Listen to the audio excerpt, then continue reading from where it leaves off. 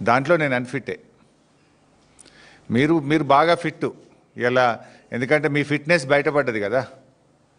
Finance department చరిత్రలో ఏ రోజు కూడా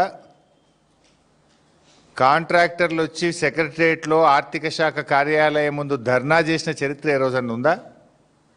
ఈ రాష్ట్ర చరిత్రలో మన ఊరు మనబడి బిల్లులు ఇవ్వండి అని కాంట్రాక్టర్లు ఫైనాన్స్ డిపార్ట్మెంట్ ముందు ధర్నా చేశారా?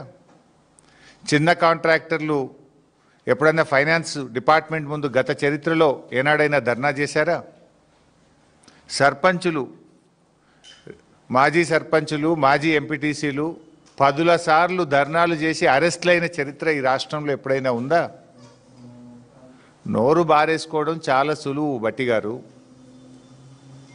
Give respect and take respect.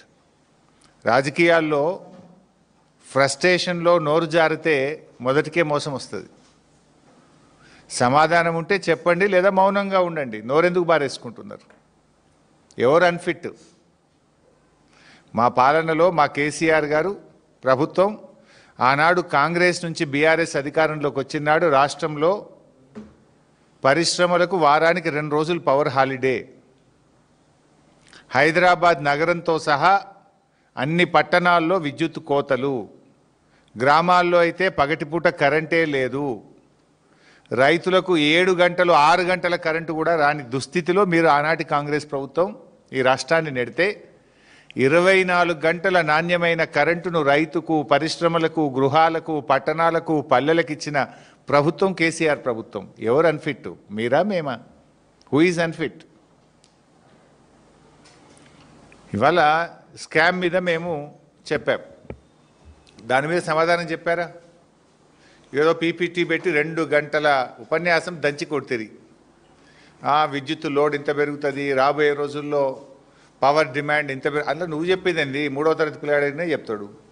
ప్రజలు పెరిగినా కొద్దీ, అవసరాలు పెరిగినా కొద్దీ, టెక్నాలజీ పెరిగినా కొద్దీ విద్యుత్ పెరుగుతూనే ఉంటుంది అవసరం. What is new in that? దానికి పెద్ద పీపీటీ ఎందుకు నువ్వు? ఇప్పుడు సింపుల్ క్యాబినెట్ మీటింగ్ తర్వాత స్వయంగా క్యాబినెట్ బ్రీఫింగ్లో మంత్రులే చెప్పారు, రాష్ట్రంలో రామగుండం, మక్తల్, పాల్వంచలో 3 థర్మల్ విద్యుత్ కేంద్రాలు నెలకొల్పుతాం. కావాలంటే వీడియో కూడా చూపిస్తాను, అక్కడ వీడియో కూడా ఉంది. క్యాబినెట్ బ్రీఫింగ్లో మీరే చెప్పారు.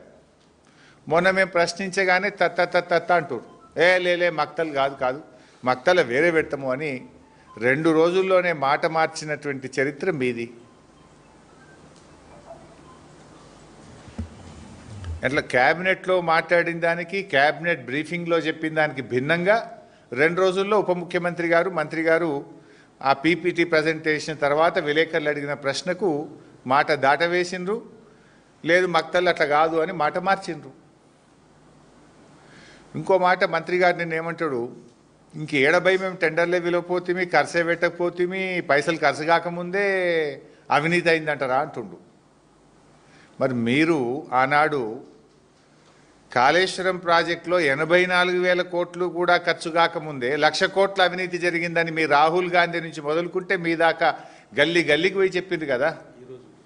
ఇవాళకి కూడా చెప్తున్నారు కదా, ఖర్చు అయిందే 84,000 కోట్లు దాటపోతే 1,00,000 కోట్ల అవినీతి జరిగిందని ఆనాడు అడ్డగోలుగా మాట్లాడినందుకు ముందు క్షమాపణ చెప్పండి. ఇవాళ మేమన్నది 50,000 కోట్ల అవినీతికి మీరు శ్రీకారం చుట్టారు. ఏ రూపాయి ఖర్చు లేకుండా, రూపాయి రాష్ట్ర ప్రభుత్వ పెట్టుబడి లేకుండా, అప్పులు లేకుండా, అప్పుల మీద వడ్డీలు లేకుండా మీరు ప్రతిపాదించిన రామగుండం థర్మల్ పవర్ స్టేషన్ కంటే కూడా తక్కువ ధరకే ఎన్టీపీసీ కరెంట్ ఇస్తుండగా ఈ అప్పులెందుకు, ఈ పెట్టుబడి ఎందుకు, ఈ ధర ఎక్కువ పెట్టి కరెంటు కొనుడెందుకు అని మేము సూటిగా ప్రశ్న వేశాం. దానికి సమాధానం ఇచ్చారా మీరు? You have no answer. మేము అడిగిన ప్రశ్నకి ఇలా సూటిగా మీరు సమాధానం చెప్పలేదు. నేను మళ్ళీ ఒక్కసారి రాష్ట్ర ప్రజలకు చెప్పే ప్రయత్నం చేస్తున్నాను, ఎందుకంటే ఈ భారం రాష్ట్ర ప్రజల మీద పడుతుంది. మీరు చేసే తప్పులు వచ్చే 25 ఏళ్ల పాటు ఈ రాష్ట్ర ప్రజలు మోయవలసి వస్తుంది. నువ్వు ఇవాళ ఉంటావు, రేపు పోతావు. నువ్వు పర్మనెంట్ కాదు, రాష్ట్రం పర్మనెంటు, ఈ రాష్ట్ర ప్రజలు పర్మనెంటు. నువ్వు చేసే అప్పు, నువ్వు చేసే తప్పుల భారం ఈ రాష్ట్ర ప్రజలు మోయవలసి వస్తుంది. నేను చెప్తున్నది డాక్యుమెంటల్ ఎవిడెన్స్తో చెప్తా ఉన్నా. మీరు ఆల్ పార్టీ మీటింగ్ పిలవండి, నేను వచ్చి ప్రూవ్ చేస్తా. చర్చకు రండి, లేదా మీరు పిలిస్తే నేను వస్తా, ఆధారాలతో సహా నేను రుజువు చేయడానికి సిద్ధం. నేను సొల్లు మాట్లాడతలేను, సూటిగా మాట్లాడుతున్నా. మీలాగా అన్ఫిట్ ఫర్ పాలిటిక్స్ అని వేక్ కామెంట్స్ అసలే చేయను. ఎందుకు ఈ మాట అంటున్నంటే, ఎలా రాష్ట్ర విభజన చట్టంలో భాగంగా ఆనాడు పార్లమెంటు కేంద్ర ప్రభుత్వము తెలంగాణకు 4000 మెగావాట్ల డెడికేటెడ్ పవర్ ప్లాంట్ కట్టి ఇవ్వాలని చట్టం చేసింది. దాని ప్రకారం ఎన్టీపీసీ 4000 మెగావాట్లతో ప్లాంట్ నిర్మించింది. ఆనాడు బీఆర్ఎస్ ప్రభుత్వం ఉన్నప్పుడు 1600 మెగావాట్ల ఉత్పత్తి వస్తే బీఆర్ఎస్ అగ్రిమెంట్ చేసుకున్నది, 1600 తీసుకున్నది.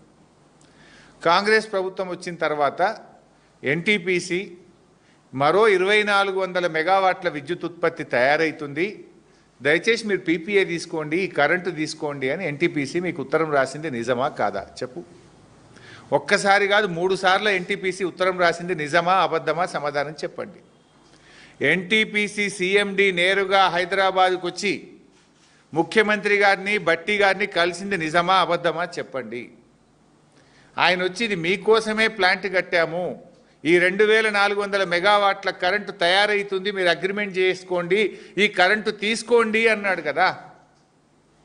అంటే మీరేం చేసిండ్రు? 2400లో 800 చాలు, ఈ 1600 మెగావాట్లు మాకు అవసరం లేదు అన్నారు.